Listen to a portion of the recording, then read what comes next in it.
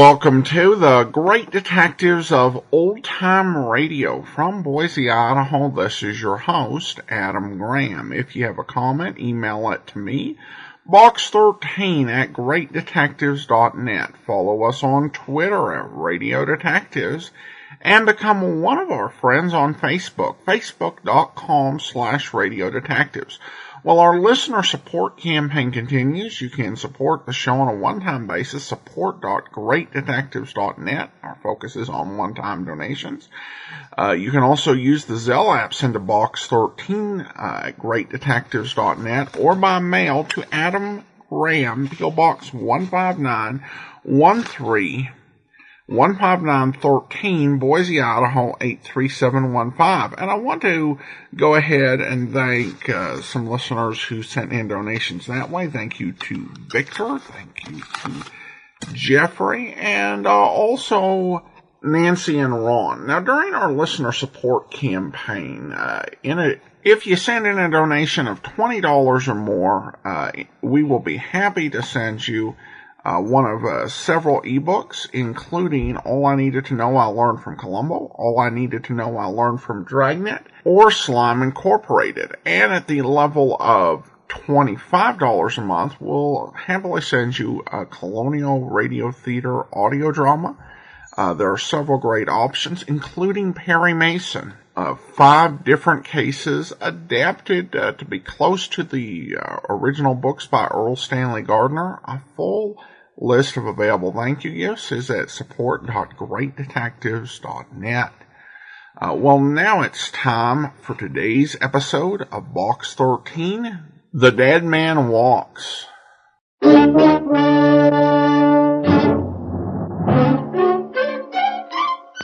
Box 13, with the star of Paramount Pictures, Alan Ladd, as Dan Holliday.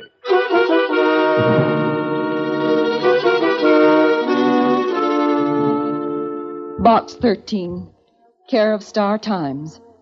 I saw your ad in the paper, and I wondered if you'd help me. I can't go to the police, and I have no money for a private detective. But my father is in trouble, I'm sure, and when you find out who he is, you'll know why I can't go to the police and why I must have help. I know who he is. You'll know why I can't go to the police and why I must have help. Mrs. Sheila Corbett, 356 Waring Avenue. It didn't sound like much, this letter, but I did find out who her father was. I found him dead, then learned he was alive. Sure, it sounds impossible, but that was it.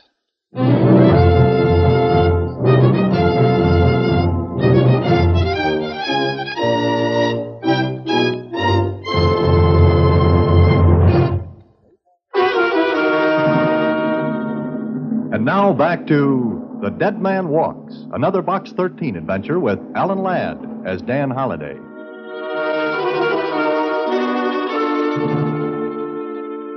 I wonder why she can't go to the police. Susie, if I knew that, I wouldn't have to go to see Mrs. Corbett. Gee, Mr. Holliday, it sure sounds like a wild goose chase. It'll probably turn out to be a dub. Oh, is that the word I wanted? Susie, only you can give the answer to that question. Well, once in a while I get a word right. Well, don't I? Oh, sure. That's what makes it so interesting. When you do get one right, I don't know what you're talking about. Kind of makes it the slice of life, huh? 2 strikes, and before you foul tip the next one, I'm leaving for... What was that address? 356 Waring Avenue. 356 Waring Avenue. Mm-hmm. So long, Susie.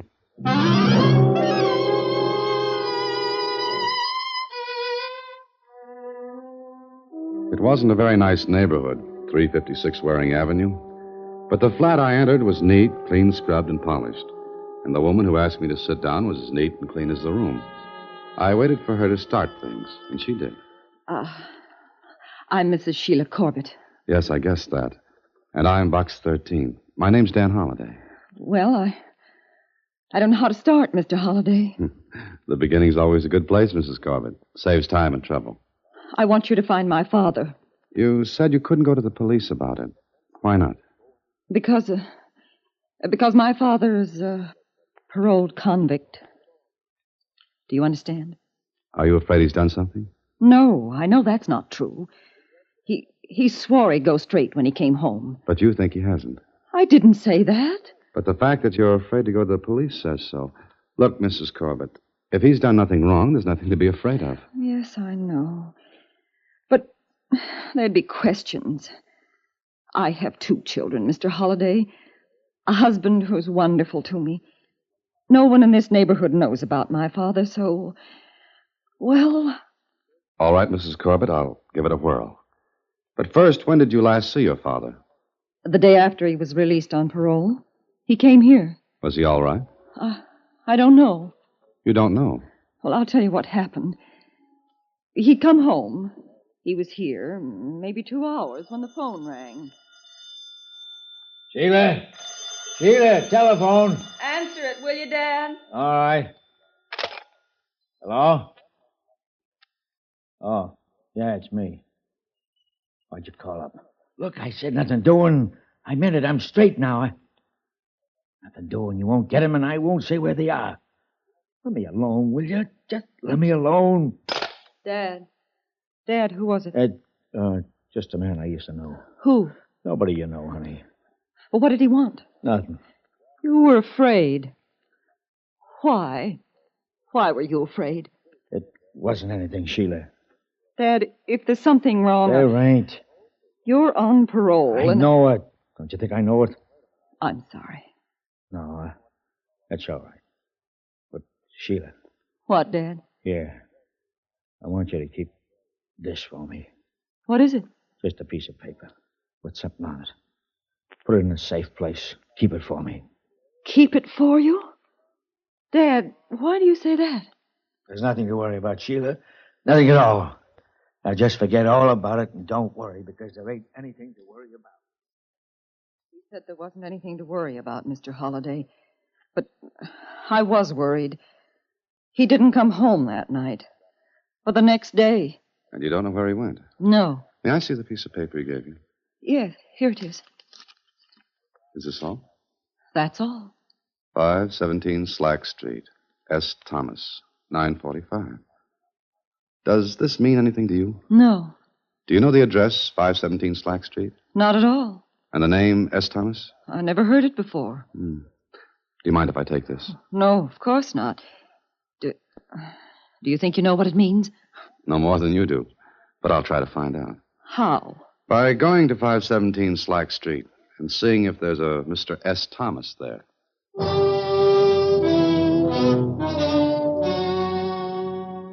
The piece of paper with a message on it seemed like it might be a reminder to meet Mr. S. Thomas at 9:45 at this address. But when? What day? Why? Was S. Thomas the man who called Mrs. Corbett's father on the phone? You know, a guy can ask himself a lot of questions and get no answers.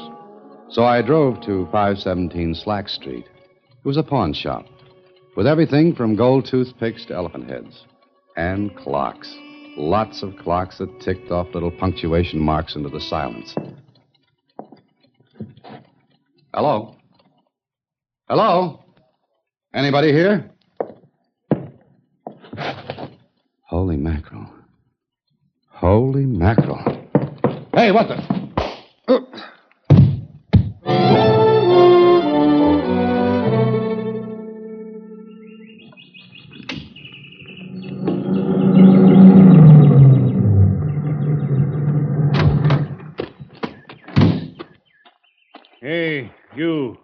Hey, you. Come on, wake up. Hey, McGuire, look. This guy's out like high-button shoes. You wake up, come on. No. That's the boy. Come on, sit up. Sit up. Without my head? Look, fella, parking on the side of the road isn't allowed. Who are you? State trooper, who are you? I'm Dan Holliday. Welcome to Hamilton County. What did you say? Look, are you drunk? Did you say Hamilton County? That's it. We saw your car. Looked like there wasn't anybody in it. Stopped to take a look. And found me. You're no Easter egg, but, brother, all that lump on your head needs is a shell. How far is it to the city? About 70 miles. Thanks, I'll be going now. Oh, no. Maybe you better come with us. All right. Get in touch with Lieutenant Kling. I'll identify myself and tell him a nice story. You won't believe it, but I've got a lump on my head to back me up. All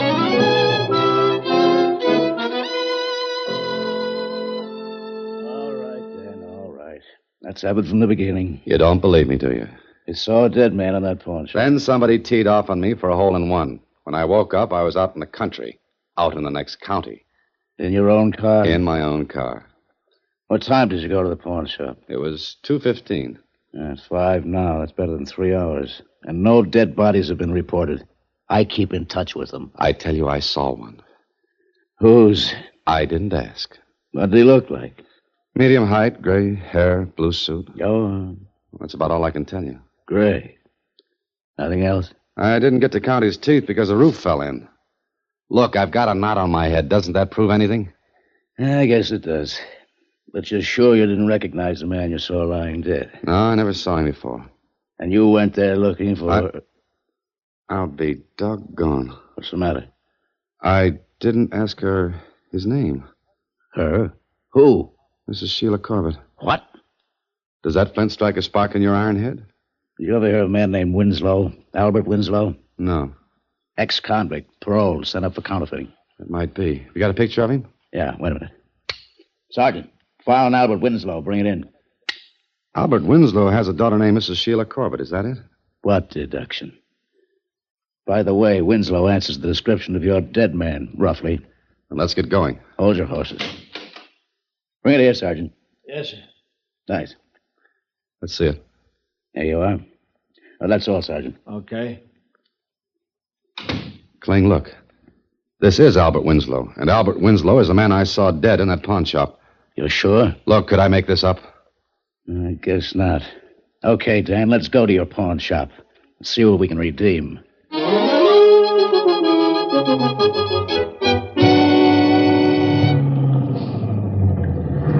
This is it. 517 Slack Street. Come on.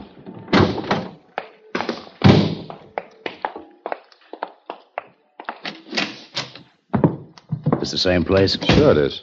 Yes, sir. Can I do something for you? Maybe. This your shop? Oh, yes. Uh-huh. Were you in here at 2:15 this afternoon? 2:15? Well, yes. Why? You're sure? Well, of course. How long have you been here? Why, about 15 years? I mean today. Holiday. Would you like my badge? Badge? Yeah, police. Homicide. Oh, my goodness. Yeah, What's the matter, Dan? You'll take a look behind this counter. Huh? Well, I'm looking. What am I supposed to see? Albert Winslow dead. Where? Look, Winslow was behind this counter at 2:15 this afternoon. Excuse me, but I don't understand this. And neither do I. What's your name? Holiday. Shut up. Yours. Barlow. Michael Barlow. You know a man named Albert Winslow? I never heard of him. No, I'm sure I didn't. Mind if we look over your place? Oh, certainly not. But I still don't understand. I'll draw it for you, Mr. Barlow. At 2:15 this afternoon, I walked into this shop. This one? This one. There was no one here except a dead man behind the counter. Then I was slugged. In here? That's right. But that's impossible. Well, I've been here all day. Come on, we'll take a look around. Wait a minute, Clean. What now? This place looks a little different from what it did earlier. It looks as though it's been changed around. That's impossible, too. Dan, are you sure this is the place? Of course I am. Okay, we'll give it a fine-tooth comb job. Certainly, help yourselves. Be only too glad to do anything I can, although this is certainly very peculiar. Thus, we have the understatement of the week. Well, let's get... Oh, that's my phone. May I answer it? Yeah, go ahead. Thank you. I won't be a minute.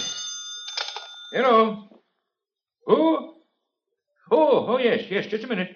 Lieutenant Kling. Yeah? It's for you. Thanks. Be right with you. Hello? Yeah, go ahead, Sergeant. What? Say that again. Okay, thank you. We won't have to go over your place, Barlow. You won't? What are you talking about, Kling? Holiday, there's a Sergeant Garvin. He's very efficient. So, what's that got to do with this? Lots. I left word where I could be reached. He reached me. What are you building up to? I don't know, but it's not good for you. Yeah, what's on your mind? More to the point, what's on yours? Now, look, I don't get this. What was that call about? About Albert Winslow. Go on. You saw him dead at 2:15. I said I did. You want to change your story? Now, look, why should I? Because Albert Winslow reported to his parole officer no later and no earlier than 4:20 this afternoon.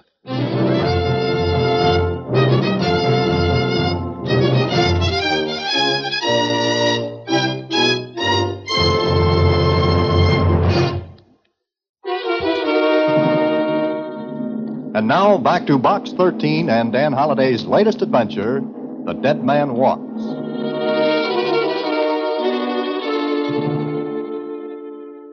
Yeah, that was it. The man I saw dead at 2:15 was alive again at 4:20. That's impossible.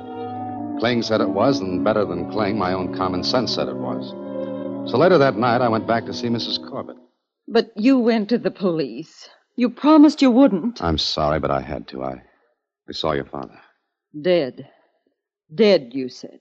I know that's a brutal way to put it, Mrs. Corbett, but the only way.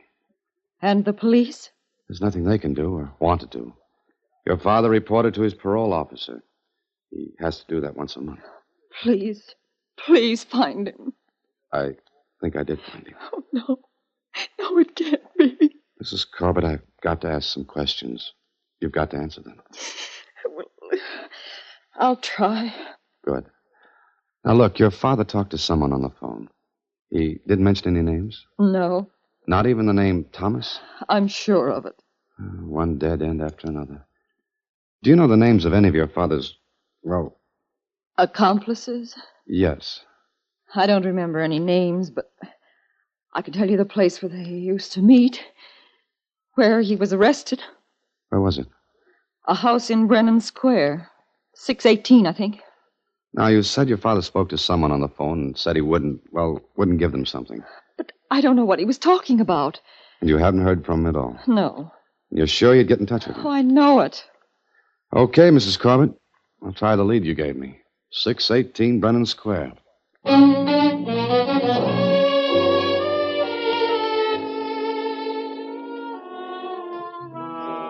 618 Brennan Square was an old frame house that looked as though its last tenants had moved out to go to George Washington's inaugural. Its windows were boarded up, and the rusty iron fence in front bowed politely to the houses across the street. I walked up the stairs and knocked on the front door, never expecting an answer. I was about to turn away and chalk this off to exercise when... Yeah? What do you want? I'm looking for someone. Ain't nobody here. Mr. S. Thomas, perhaps? Nobody. Now beat it. Just a minute. Maybe you've got an Albert Winslow living here. What was that name again? Albert Winslow, as in Homer. I don't get it. You wouldn't. But do you know anyone by that name? Maybe you better come in. Maybe I should. Come on. Do you live here? Caretaker, that's all. I see. What you stopping for? I don't like haunted houses. This looks like one. You're nuts. Look, before we go any farther, maybe you'd like to tell me why you let me in when I mentioned the name of Albert Winslow. Maybe he was a friend of mine. I think I'd like a breath of fresh air. Maybe you'll be lucky to get any breath at all, chum. Oh, it's that way, huh? This way. What's the idea? It was yours, chum. Now come on. Get in front of me. Come on. Company, Eddie. Looking for Al. Getting crowded in here. Come in. I seen you before someplace. Oh, yeah, you came in Barlow's shop this afternoon. You didn't stay long, did you? I took a sleeping tablet over the head. And you prescribed it, huh? Yeah, I thought maybe you were just a guy, but now you come nudging in here. Charlie. What? You asked for Al, huh? That's right. Sit down. Charlie, see if Barlow's come to. Okay. Barlow? The pawn shop owner? That's right. We couldn't get anything out of him, so we'll try you. What do you mean? Guess. Take a look at Barlow. You gave him plenty to remember you by, didn't you? Uh-huh. Now you keep looking at him and keep thinking how you'll look if you don't talk. About what? That's a starter. Now talk. Sure, I still say about what? I'll give you 5 minutes to tell us where the plates are. Plates? Yeah, plates. Oh. I don't know. Barlow's stubborn. You gonna be that way, too? Come on, let him alone. Sure, but him and Winslow were pals. Winslow would tell him, maybe you know, too. Look, I'm trying to find Winslow, that's all. That's all, huh? Why, you... Sit still. And take it. Now, come on, where are the plates? What did Winslow do with them? He hit them before he took the rap, and we want them. Counterfeit plates? Where are they? I don't know. All right, Charlie, go ahead. Go ahead and make him talk.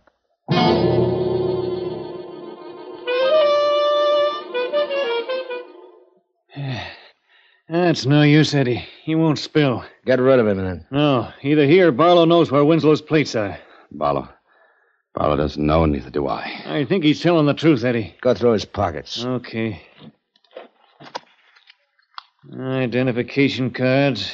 Name Dan Holliday. Do your reading some other time. What else is it? Look. Eddie, look. 517 Slack Street, S. Thomas, 945. That's the pawn shop, Barlow's place. Yeah. What's the rest of it mean? I don't know. You. What's this mean? And if I tell you I don't know, I'll get battered around like a cue ball again. Why, you... Cut it out, Eddie. Well, he knows. Look, he went to Barlow's place this afternoon. If he knew where the plates were, he wouldn't be here, would he? So? They've got to be at Barlow's shop. Yeah, maybe you're right. Okay, tie him up, both of them. And Mr. Holliday, if we come back without the plates, you walk out without your head.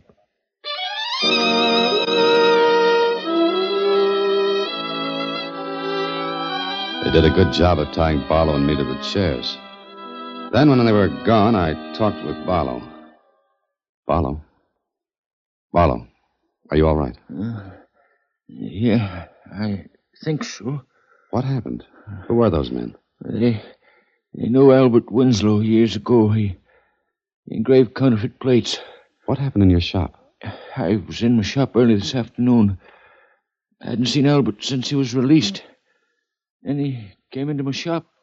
First, I didn't recognize him. Then he spoke to me. You remember me, don't you, Barlow? I seem to. Take a good look. Al Winslow. How are you? Fine, but you? Paroled. Oh, I see. It's all right, Barlow. I'm going straight. Well, of course. Here, sit down, back in the shop. Wait a minute. I want to take a look around. What are you looking for, Al? Things didn't change much around here, did they? What do you mean? Nothing. Look, Barlow, I want to go straight, so there's something I got to tell you. What's the matter? Oh, customers. I'll be back in a minute. No, not customers. But I... Hello, Al. Eddie. This is Charlie. You remember Charlie? Sure. Hi. Sit down, Barlow. Take it easy. what is this? Sit down, Barlow. Do what he says. That's right. Okay, Al, where are they? I told you on the phone you can't have them. I'm going straight. I'm going to turn them over to the government. Sure. Beautiful plates like those? Not much, you are. Now, where are they? No, I won't tell you. Don't be a sap. We'll take them and get out. When I be picked up again, the feds know my work. I'll have a great chance. I'm on parole. Please, let me alone. Just let me alone. Sure. When we get the plates. They in here? No. Barlow, what do you say? You don't know anything. Come on, Al. Where are they? Look, I got to report to my parole officer this afternoon. If I don't, they'll come after me. And you. Oh, cut it out. Hey, Charlie, stop it. Al. Eddie. Why, you idiots, you muttonhead, you killed him. Al, call the police. Get Winslow behind the counter. Now, come on. Eddie, there's somebody coming in. Barlow, get out of sight. Charlie, get Winslow behind the counter. Now, duck back of that screen. Come on.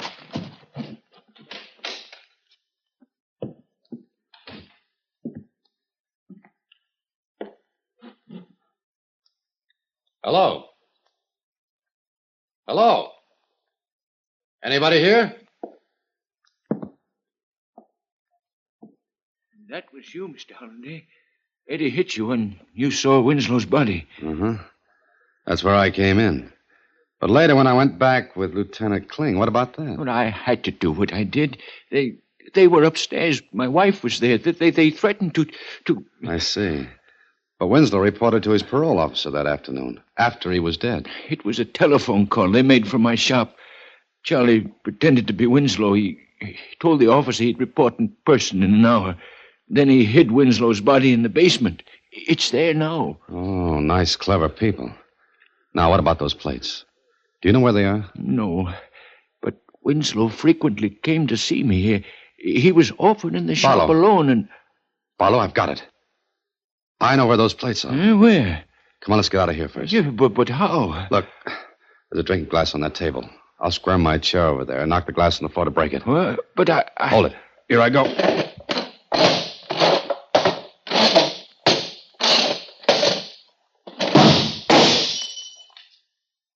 Okay, Barlow.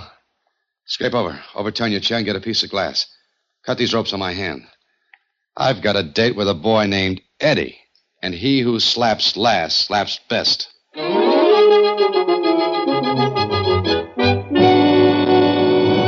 Better wait outside the shop, Holiday. Oh, no, Kling, I'm too fond of Eddie. A lump on my head and a well across my face. Please, don't shoot him. No, take it easy. Kelly, Macklin, take the back. Go ahead. You ready, Dan? Yeah, let's go. Cops! The back door, Eddie, come on! Kling, there they go! Why, You! Hello, Eddie. Dan, you need any help? Just pick him up and steer him in my direction. That's enough, boys. All cleaned up. Eddie disappointed me. Yeah, me too. He didn't hit you once. All right, out you go. Kelly, take Pretty Boy here and slap some jewelry on him. And, what are you looking at, Holiday? Me? Why, I'm looking at Mr. S. Thomas. Huh? I thought his name was Eddie. I'm not looking at him, Kling. I told you I was looking at Mr. S. Thomas and 945.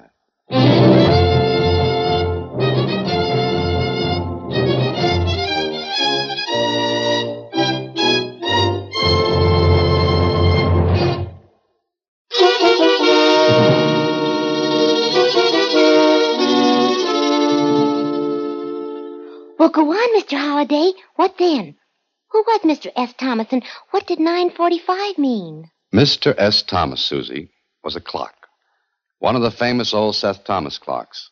It was the only one in the shop whose hand stood at 9:45. Yeah? And? Well, Winslow had put his counterfeit plates on the pendulum arm, and that's where they were when we got them. You mean they looked like a pendulum weight? Exactly. It was very clever. But gee, what if somebody had bought the clock? Well, that was a chance he took, but no one did. And that's that. There's one more thing that puzzles me.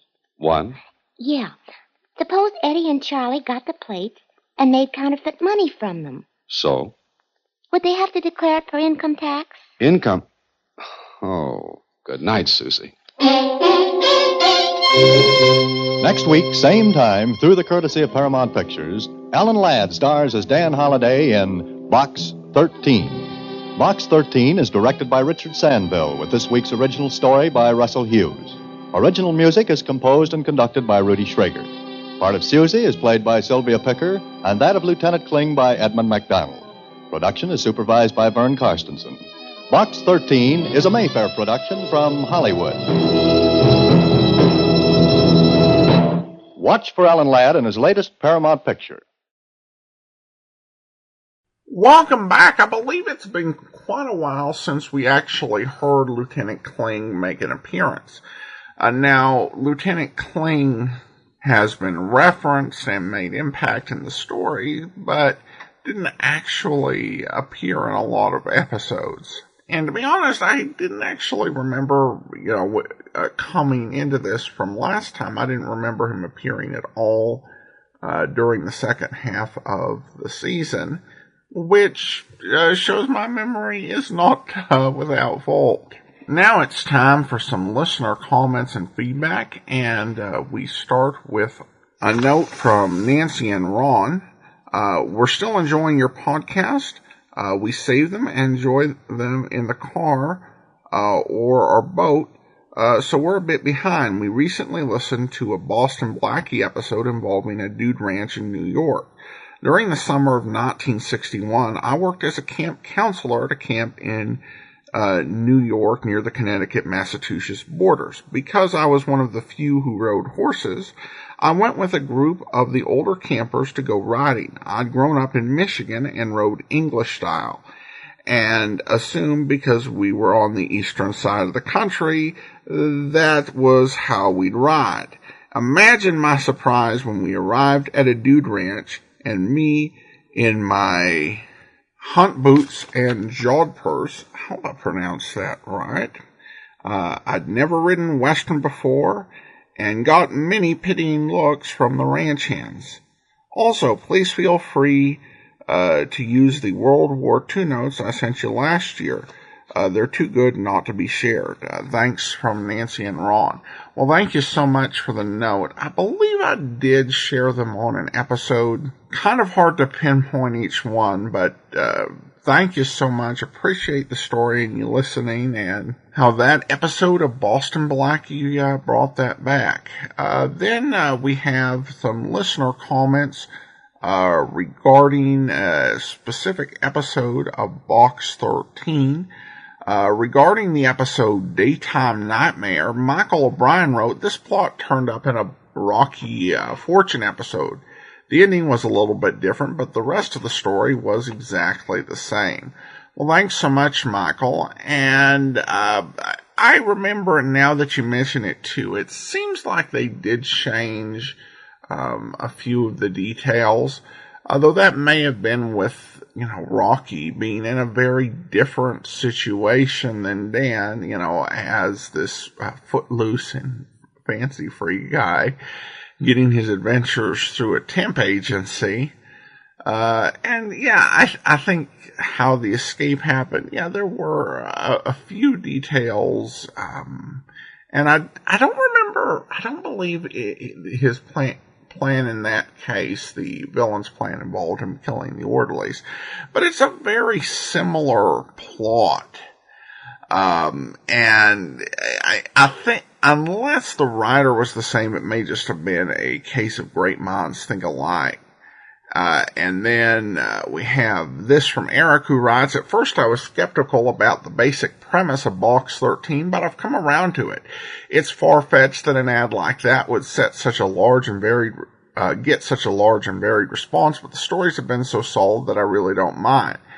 Also, I'm not sure if this has been said before, but I hope that my beloved Gracie Allen got some residuals for the character Susie. I know saying goodnight to a character isn't exactly copyrightable, but come on, that's clearly the inspiration for the whole bit. Good night, Adam.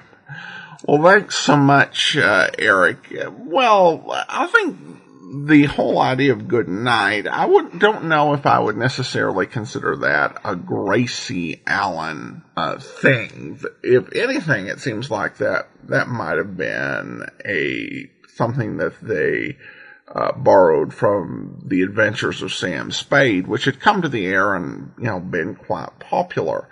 I do think there is a little bit of Gracie Allen inspiration in the performance that we get, just because Gracie Allen really created, her character of this very unusual, thinking, confusing woman who would say unusual things.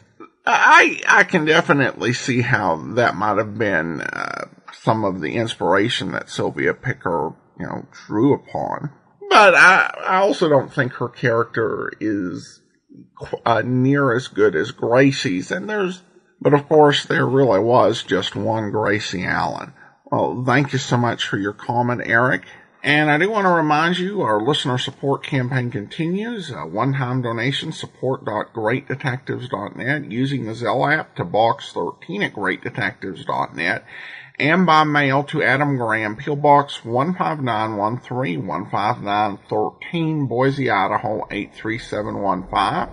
And during our listener support campaign, if you do send along a donation of $100 and you're in the U.S. or Canada, I'll happily send you your choice of our 3 t-shirts, either the Great Detectives standard t-shirt, the Johnny Dollar anniversary t-shirt, or the Joe Friday Never Said Just the Facts Ma'am t-shirt, and that's with a donation of $100 or more. Now I also want to go ahead and thank our Patreon supporter of the day. Thank you to Josh, Patreon supporter since July of 2019, currently supporting us at the Master Detective level of $15 or more per month. Thank you so much for your support. And join us back here tomorrow for Dick Tracy. And then next Monday we'll be back with another episode of Box 13. And coming up this Saturday, we'll be bringing you a previously uncirculated episode of Police Blotter. And then 1 week from Saturday, we'll be getting into listening to Treasury Agent. In the meantime, send your comments to box13@greatdetectives.net. From Boise, Idaho, this is your host, Adam Graham, signing off.